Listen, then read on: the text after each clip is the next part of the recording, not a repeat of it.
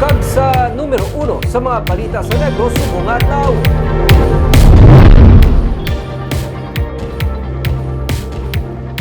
Deso ka mga tenants kag mga baligyaan sa Manukan Country ang natala na isyuan sang notice to vacate.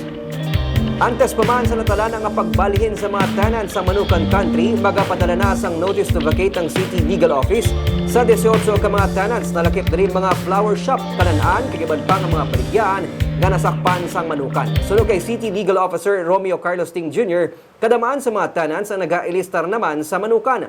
Sa Nobyembre, tinguhaan nila nga ma-issue ang notice to vacate batok sa ila. Ginapaabot ni Ting nga sa sininga simana. Matagaan man sang authority to sign si Mayor Albi Benitez para man sa gidyadihon nga Memorandum of Agreement sa tunga sang Bacolod LGU kag SM Prime Holdings Incorporated para sa pagdevelop sang Manukan Country. Nalakip na diri ang Vendors Plaza kag Bay Center nga nalakip sa kapin 3-hectare property sang syudad sa reclamation area.